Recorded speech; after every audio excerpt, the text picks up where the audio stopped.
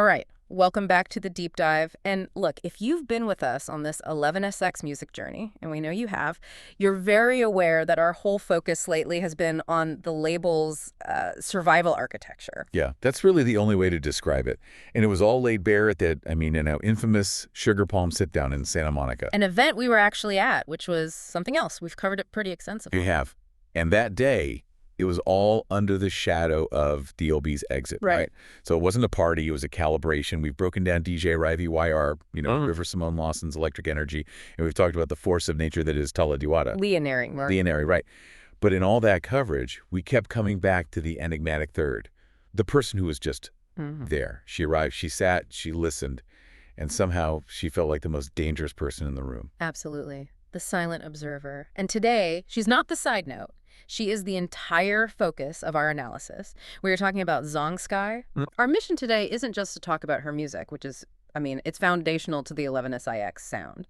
It's to understand why she is so strategically essential. She's not just another new artist. No, not at all. She is a deliberate, highly trained vocal weapon. That's the only word for it. And her quietness, that presence, it masks this immense technical and strategic importance for where the label is going. So today we're going to unpack the Zong Skye paradox. That's it. We have to navigate her really complex Eurasian heritage, the intense classical discipline from Juilliard. And how that fits into 11SIX at all. Exactly. And her unique role as a pure vocalist, a vocal architect in a collective that's just dominated by these monster producers. And critically, we have to finally properly dismantle that online comparison between her and JoyEons. Oh, we have to. It's constant. It's constant, and it's fundamentally flawed. They were solving completely different problems within the 11SIX equation. That distinction is so key. So we've got the sources, we have the history, we have the analysis of her training, the kind of training that, like you said, turns a voice into a surgical instrument. Okay, let's get into it. Let's go back to the Viceroy, to that patio, and the moment she walked in. Let's do it. If you can just put yourself back in that atmosphere. Right. The Sugar Palm patio. It was not a party. Not even close. It was high stakes, almost somber. Totally. The entire dynamic was just soaked in the subtext of D.L.B's finality. This wasn't a business meeting. This was, I think, the passing of a torch. It was about figuring out who carries the legacy forward. Who builds the map for survival when the architect leaves. Yes. And you could feel that tension from the existing team. Gia, Amy, Minx, Sophia. Yeah. They were the OGs. They built 11SXX from nothing, and they were facing this huge emotional reckoning with their leader stepping away. And right into that charged, heavy atmosphere, in walk Ravi YR, Tala, and Zong Skye. And their entrance was just. It was a physical manifestation of the label's next chapter. You had River, the face of the local scene. Everyone knew her. You had Tala, this undeniable, otherworldly star power that just sucked all the air out of the room. All eyes on her. All eyes on her. And then there was Zong, the third. And she was in such sharp contrast, she kind of hung back just a step behind, wearing all black, I think. Her posture just suggested this deep, intense focus. She was the shadow. That posture is what I remember most. It wasn't shyness, it was stillness. Yeah. The stillness of someone who does not need to speak to assert their dominance in a room. Her silence actually made her presence feel heavier. Precisely.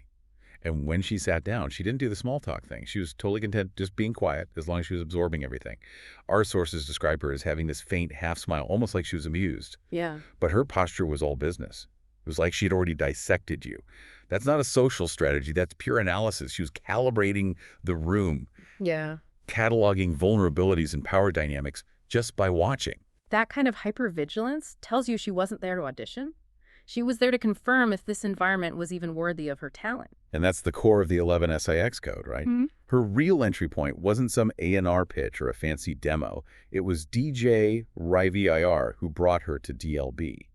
And River is famously protective of that ecosystem. Incredibly. So this wasn't a PR play. This wasn't about making the roster look diverse on paper. No. River brought Zong in because she trusted Zong's ear, not her story. Okay, hold on. Let's slow down on that phrase because that's powerful. Trusting her ear, not her story. In an industry that is literally built on selling narratives and backstories, what does that mean for 11SIX? It means they are, and this is their term, truth fluent. The story, the marketing, the past accomplishments, your pitch deck, it is all completely irrelevant if the sonic truth isn't there. Ear is everything. The ear is the raw, innate technical skill, and that immediate, undeniable musical instinct.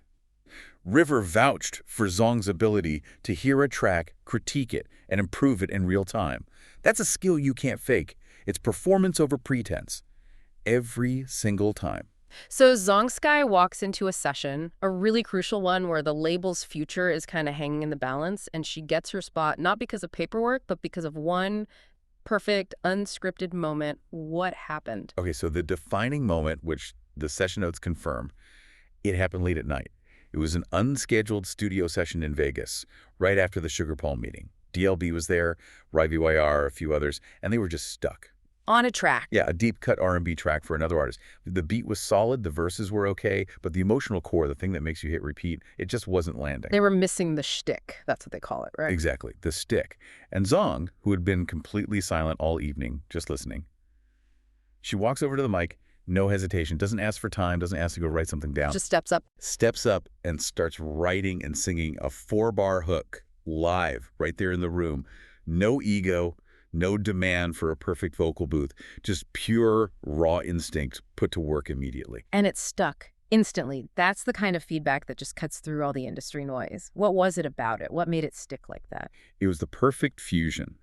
It was technical polish and raw emotional rupture happening at the same time. It was a really complex melodic line, something an average singer would need, 10 takes and a ton of auto-tune to get right. But she just delivered it. She delivered it with this calculated fragility. The technical perfection proved her discipline, but the emotional delivery proved she understood the 11SIX survival code. It's not about being perfect. It's about being true. And D.L.B's response was all that mattered. That's all that mattered. He just looked at her and said, "You're in." Wow. That just reinforces everything we know about the label's ethos. It's this radical freedom, this radical meritocracy. If you can deliver the emotion and the architecture on the spot, you skip the line. You skip the contracts, the formal pitch. She didn't join 11SIX. She claimed her place. She demonstrated a genius that was so undeniable, so immediately indispensable, they had no choice. And it speaks volumes about the level of trust she brought from day one. That single moment, it didn't just get her on the roster, it justified her whole future role as a core voice in Crown and Mista, as the counterweight in Leonary's records. She proved her worth under fire. That gives you a credibility that no amount of PR or hype can ever buy.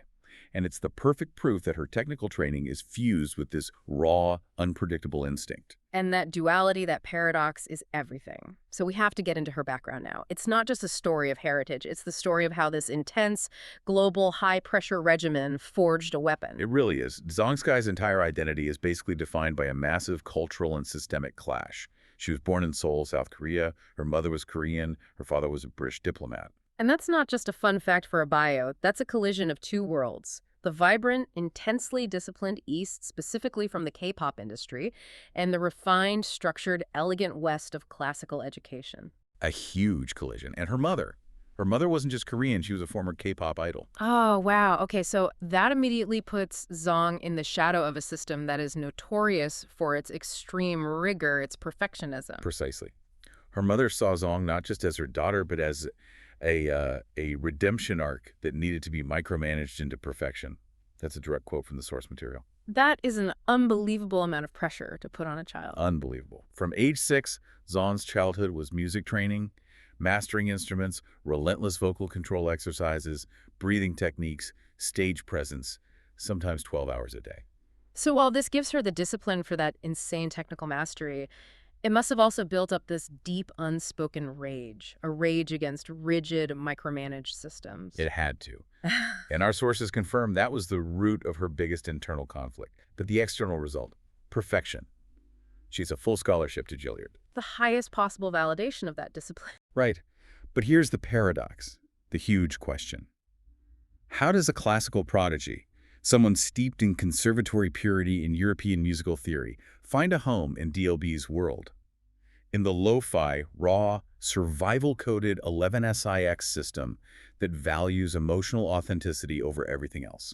You'd think the classical training would make her too clean, too precise for that gritty, sometimes intentionally distorted 11SIX sound. If you're trained for Rachmaninoff, how do you fit into lo-fi trap and emotional R&B? Because she weaponizes her training. This is the key. She doesn't use her classical technique to avoid being raw. She uses it to control the damage. Okay, break that down. What does that mean, control the damage? Think about it like this. An untrained singer who wants to sound raw or broken might just crack a note and sound bad. Uncontrolled. Zong, because she has mastered perfect pitch, perfect breath control, perfect melodic runs. She chooses exactly where and how to introduce the imperfection for maximum effect. So she's using the grid to know exactly when to step off the grid. She's choosing the optimal point of sonic combustion rather than just accidentally exploding. Perfectly put. Her voice is a precision instrument. She can perform a flawless classical legato run, that smooth, connected flow of notes. But on an 11SAX track, she'll do that run and then deliberately crash the final note. She'll cut it off with a sharp staccato breathlessness. Or she'll do that microtonal thing. Yes. She'll sustain a note and sing it just slightly flat. Not enough to be wrong, but just enough to create this feeling of wrenching emotional discomfort in the listener. She is controlling the damage so that the rawness is terrifyingly effective, not just messy. That elevates her from just a singer to a strategist. She's analyzing the psychological impact of musical flaws and deploying them like a weapon. Exactly. And this whole refusal to be contained by a rigid system, it's reflected in her entire aesthetic. Her physical appearance is deliberate rejection of what the market expects. You have the caramel skin, those unnerving cerulean or steel gray shifting eyes. It feels like an invasion when she makes direct eye contact. It does. And the Vanna Black raven hair, which she often weaves with these intricate silver threads. And her fashion is completely unpredictable. The sources describe it as fluctuating wildly. One day, she's a couture assassin in sharp, monochromatic tailoring. The next, she's in this complex, oversized, Henbuck Versace hybrid. She's using fashion as another form of disruption. She's actively refusing to be a monolith that the market can easily categorize and sell. She dresses for her mood, for the emotional state she's in that day, not for a brand. She has the poise of a ballerina, but her hands tell a different story. They have these spider web, thin scars from years of practice, refined but ready for a fight. It's a walking paradox, you're right. Yeah. Vulnerability and strength. She internalizes everything. She's a deep thinker who, as the file says, collects secrets like rare vinyl, hoarding them, analyzing them, only speaking after she has edited every single sentence until it cannot be used against her. She weaponizes silence. Constantly. She avoids confrontation by just disappearing. From a room, from a city. She'd rather do that than engage in a messy emotional exchange. And her whole philosophy is in that one quote, "I don't chase inspiration, I lure it." That speaks to so much control. She's not waiting for a muse, she's building a cage for it. Exactly. She creates the perfect conditions for genius to arrive. And that level of precision, that control, is why we have to, once and for all, separate her from the other architectural minds at 11SIX. Which brings us to, the biggest piece of fan confusion online, the Yeah. constant comparison between Zong Skye and JoyEons, Yunae from K1A. Right. They're both incredibly talented, both Asian-coded artists within 11SIX. So why do people keep trying to put them in the same box? Because on the surface, the public often conflates technical skill and cultural background, but their roles are architecturally distinct. The whole 11SIX ecosystem only works because of this segmentation. JoyEons is a melodic engineer, a structuralist. She's thinking about production, drums, sound design, structure. While Zong is a pure vocalist, a writer first, focused on emotion, layers, tone. And we have direct quotes from both of them that just dismantle this comparison.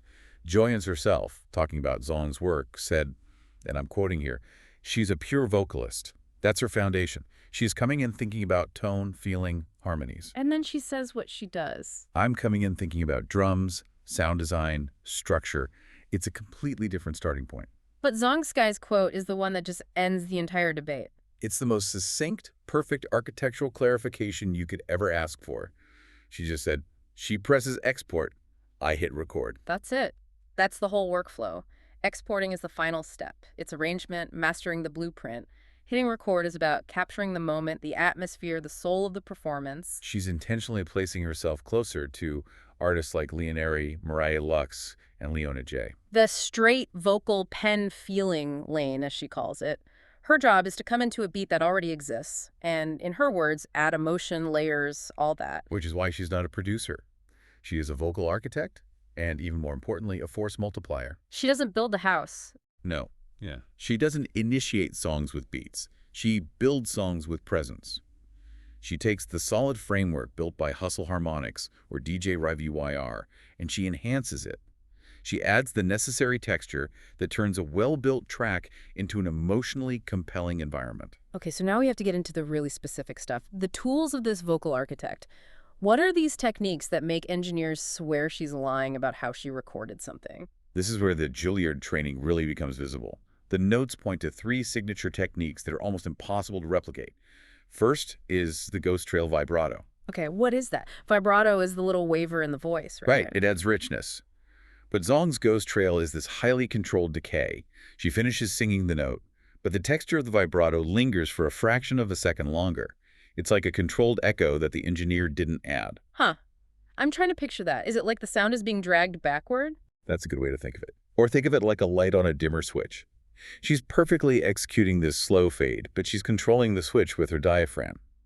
It's this auditory illusion of sustained emotion that hangs in the air just past where you expect the note to end. That is just next level control. So what about these harmonics that engineers swear weren't recorded? That sounds impossible. It almost is. It often involves overtone singing or these microtonal adjustments that are so subtle they defy normal mixing logic.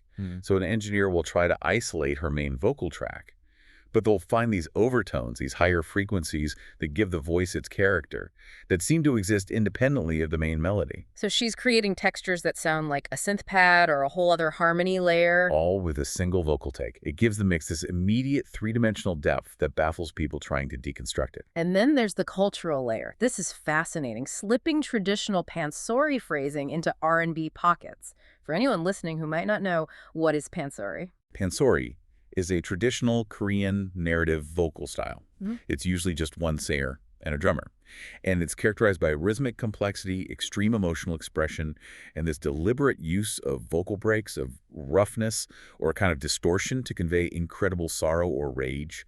It's raw. It's unpolished and story-driven. Completely. So you have Zong Skye, the ultimate classical technician, intentionally dropping the equivalent of a sharp, emotional shout from Korean folk history right into the middle of a smooth R&B pocket. That is such a jarring, brilliant idea. It is. Instead of a clean American R&B run, she'll use a pansori-inspired vocal break, a quick, almost shouted sound that signifies a genuine emotional rupture.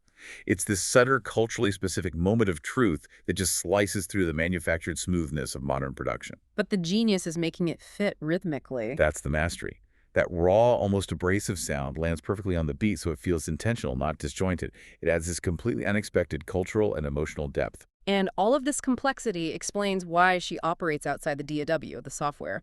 She doesn't need to touch the computer. She directs the engineers using this deep, layered language of emotion and sound. The studio anecdote in the files confirms it perfectly. She is not the producer, but she is the ultimate director of sound. She'll tell the engineer, "Can you mute the bass for 3 bars so I can lay under the vocal like a shadow?" Lay under the vocal like a shadow. Wow, that says everything about her philosophy. She's not looking for the big feature credit. She wants to be the essential supporting layer that structurally changes how the listener feels. She wants to be the foundation you feel before you even realize it's there. She's the reason you get chills when the chorus hits. And it's not because of the beat. It's because of the texture she built underneath it. Her contribution is subliminal and structural. Exactly. She sees background vocals and harmony stacks as architectural support beams. You don't read the credits, but you can't stop replaying a song because it feels inescapable.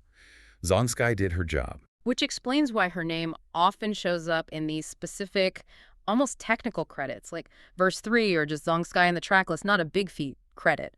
She's integrating herself into the DNA of the song. She's part of the architecture itself. This precision, this architectural approach, it makes her absolutely vital to the structural integrity of 11SIX, especially within Crown Asut. The female layered vocal engine, yes. That collective is home to these raw emotional powerhouses like Leoneri, the sheer vocal force of Moray Lux.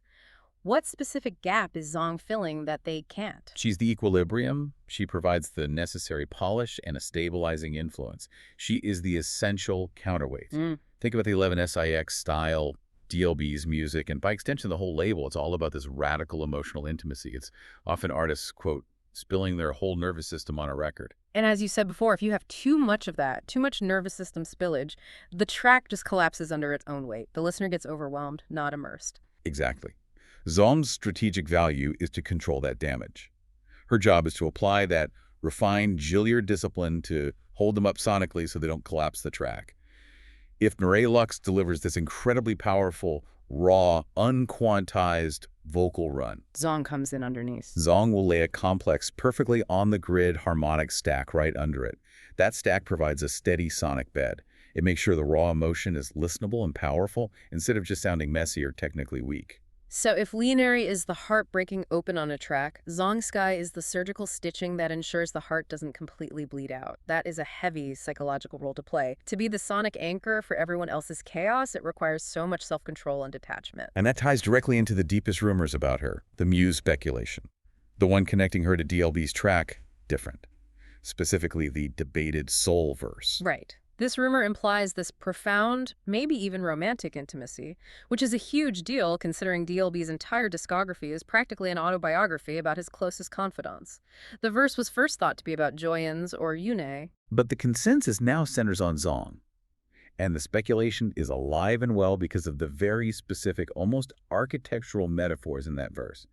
References to precision, to distant lights, the cost of perfection. It just sounds like her. So the question is, how does Zong Skye, the ultimate strategist who weaponizes silence, how does she handle that kind of intensely personal public speculation? Well, if she confirms it, she risks being defined by that relationship, not her work. If she denies it, she sort of negates the emotional weight of D.L.B's art. A total trap. So her response is a calculated masterpiece of strategic ambiguity. She says she finds the whole discourse surreal, which acknowledges it, but then she immediately pivots. She says D.L.B writes in layers and about spirits that shook his reality. Which is brilliant. It avoids a yes or no, but it completely validates the intensity and the reality-altering nature of whatever their connection is. It's perfect maneuvering. By framing it as being about a spirit, she keeps the possibility wide open. She lets the listener do the emotional work of solving the puzzle, which she even admits she finds funny. She maintains her mystery and her agency. She wants the resonance, not the closure. And in the end, the work is her shield. We know she's all over his discography. From Peace with Love, From Love with Peace, 11 Dreams, Mercy's Return. She is a constant, trusted collaborator. So whether they're muses or not, the work speaks for itself in volumes. But no artist is just a machine of technique. Even the architect of silence has to have shadows. What are the core vulnerabilities, the weaknesses that are rooted in that intensely disciplined past? The main one is a perfectionism that absolutely crosses the line into self-sabotage.